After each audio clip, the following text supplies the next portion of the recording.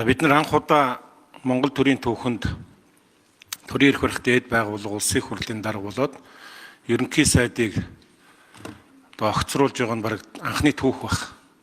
Энэ юунаас ихтэйгч та нар өөрсдөө мэдж байгаа. Тэгээ миний асуулт энэ парламентын засаглалыг ер нь аюулд учруулах шалтгаан бид өхөн. Парламентын засаглалыг аюулд учруулж үндсэн хуулийн хямрал руу түлхэж байгаа нь үндэсний эмнэгдэлд ноцтой хохирол учруулж байгаа хэлбэр мөн үү гэж асуух асуулт байна. За энэ асуултыг бол би амар исгэлэн дараагаас асууж байна. Эхлээд би энэ асуултаа асуучих.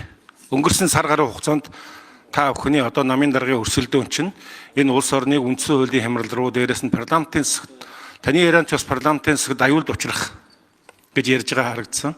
Энэ хямрал руу түлхэж байгаа хэлбэр мөн үү? За би энэ асуултаа асуусныхаа дараа би бас өөрийнхөө асуултыг асууя гэж бодож байна. Үндсэн асуултаа.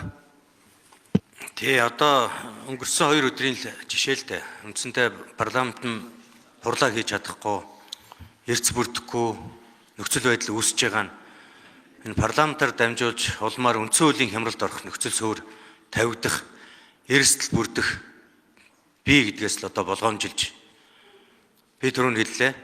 Надаар дамжуулж парламентын хямралыг бий болгох аюул ирэх үедээ гэдгээс би болгоомжилж энэ өргөдлийг бол өгсөн байна. Ажил албан тушаал бол нэг хэрэг. Хамгийн чухал бидний хайрлж хамгаалж их зүйл бол өөрөө энэ ардчилсан парламентын тогтолцоо гэдэг дээрээ би өөрөө хатуу итгэл өмчлөлтэй байдаг хүний хувьд энэ тогтолцоогоо хамгаалах үүднээс өргөдлөө өгсөн. Надад өргөдөл өгөхөд ерөөсөө эргэлзээ байгаагүй. Яагаад гэвэл миний эрхэмлж байгаа үнд зүйл рүү халдах гэж байгаа учраас би энийг хамгаалахын төлөө зоригтой шийдвэр гаргах нь миний зарчим юм аа л гэж бодож энэ шийдвэрийг гаргасан байна. Монгол улсын хувьд мэдээж одоо үе үеийн парламентын засаглалд аюул учрах нөхцөл тохиолдлууд бас гардгийг та бүхэн бүгдээрээ мэднэ. 10 жилийн давтамжтай нэг юм нөхцөл байдлууд бүрдээд ирдгийг та бид мэднэ. Гэхдээ энээс бид ямархуу хэмжээнд дуу хоолойгоо өргөж, ямар хэмжээнд ардчлалынхаа бат цайз нь болж хамгаалж гарах вэ гэдэг нь улс төрийн намууд, улс төрчдийн эр зориг, үйл ажиллагаатай холбоотой асуудлаар хэмжигдэж идэг гэж миний хувьд ойлгодог. Тэгээ би ч гэсэн цаашдаа өнөөдөр улсын их хурлын даргын ажлыг өгөх хүсэлтээ өгөөд парламентаар хилцүүлээд шийдүүлж байгаа ч гэсэн миний хийж исэн, зорж исэн, тэмцэж байгаа үйл хэрэг бол зогсохгүй. Улам бүр цаашдаа энэ итгэл үнэмшлээ баталгаажуулахын төлөө энэ парламентод орж ирсэн олон намын төлөөдөл болсон олон шин залуу гишүүдтэй энэ 21-р зууны чиг хандлагыг 21-р зууны энэ парламентын зарчмыг Монголд бүрэн нутагшуулахын төлөө бол бүх талаар хамтарч ажиллана гэдгийг бас бодож зорж хэлхийг хүсэж байна. Тэгэхээр сая таны асуултанд бол үндсэндээ үндэсний эмнэгдэлд ноцтой хохирол учруулж байгаа талаар, парламентын засаглалд аюул учруулж байгаа талаар, за мөн үндсэн хуулийн хямрал руу түлхсэн талаар маш тодорхой хариуллаа. Би хувь хүн гэхээсээ илүү тэртээ сая улсын их хурлын дарга таныг ажиллаж явах үед бас Монгол улсын гүйцэтгэх засаглалын тэргүүн та хүнтэй хамтарч ирсэн хууль зүйн дотоод иргэн сайд маш олон баримт ярьсан. Маш их хулгай луурын тухай ярьсан. Би одоо та нарыг хувь хүнтэй чинь ярих гэсэн юм алга л да. Одоо тэрэн тэгээ цаг хугацаа хуульд шүүхийн байгууллагаар тодорхой болох үз. Түүнийг шалгуулаарай гэж хүсэх байна. Хоёрдугаарт нь ингээд зүгээр өргөдлөө өгөөд огцрох. Ер нь өргөдлөө өгөх огцрох гэдэг чинь баг шагнал болох нь шүү. Үнэхээр ийм их хулгай жилгээ хийсэн бол. За миний үндсэн танаас асуусан асуултын хариулт нь ихлээр альва улс төрийн намын тухай хуулийн 11-д альва улс төрийн нам нь улс үндэсний эмнэгдэлд ноцтой хохирол учруулах аюул учруулсан бол үйл ажиллагааг нь хоригдно гэж заасан байна. Тэгэхээр улс төрийн намын тухай хуулийн 11-1 буюу одоо үндсэндээ энэ удаагийн өнөөдрийн манай байгаа парламент улсын их хурлын дарга дээрээс нь ерөнхий сайдаа гэд нэг өдөр огцруулж байгаа чинь үндэсний аюулгүй байдлын зөвлөлийн 2 гишүүнээ нэг өдөр огцруулж байгаа чинь улс үндэсний эмнэгдэл баг ноцтой хохирол учруулж байна.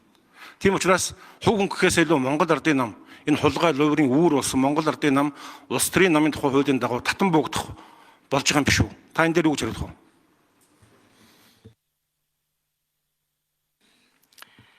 Улмаар улс үндэстний аюулгүй байдалд аюул учруулж болох үс нөхцөл үүсгэхээс урьдчилан сэргийлсэн арга хэмжээг өнөөдөр миний бие явж байгаа гэж би өөрөө ойлгож байгаа. Энийг цааш нь дамжруулахгүйгээр энэ хүргээд зогсох цэг нь болсон гэдгийг би өчигдөр бас олон нийтэд хандаж хийсэн мэдээлэлтэй хэлсэн гэдгийг бас хэлмээр байна. За нэг зүйлийг Ганбаатар гишүүн бас танаас ойлгохыг хүсэж байна. Одоо хэвлэлээр баахан холбоос гаргаж ирж байгаад амар баясгалын энтэй холбоотой гэж болзошгүй л гэж гаргаад ирчихэж байгаа. Надтай хамт 10 жилийн сургуульд сурж исэн нөхрийг, надтай хамт их сургуульд сурж исэн нөхрийг, надтай хамт Говьалтай аймгийн төрөлх алтай төрийн бас байгууллагын байгуулад 98 оны төгсгчдийн бүрэлдэхүүнд орж ирээд тэрний удирдах зөвлөлийн бүрэлдэхүүнээ 15 хүний нэг болсон хүнийг надтай хамаарал бүхий итгээд болгож түүгээр дамжуулж намайг одоо нүүрсчин болгох оролдлого бол өргөн хүрээгээр хийгдсэн. Би энэ чуулганы хариуцлагатай микрофон дээрээс хэлэхэд ямар нэгэн байдлаар миний бие, миний ураг төрөл, ах トゥ хамаатан садан, Бортек гэдэг уул уурхаан ордтой ямар ч холбоо байхгүй. Адмирал гэдэг тэр нэг компанитай ямар ч холбоо байхгүй гэдгийг маш хариуцлагатайгаар хэлье. Би харин жинхэнэ нүүрсчдийн өмнөр орж Алтай уугийн даргын хилдгээр хонгилдуулж гүтгэгдсэн 21-р зуунд гарч байгаа томоохон гүтгэлгийн одоо эзэн болсон байгаа шүү гэдгийг бас хэлье.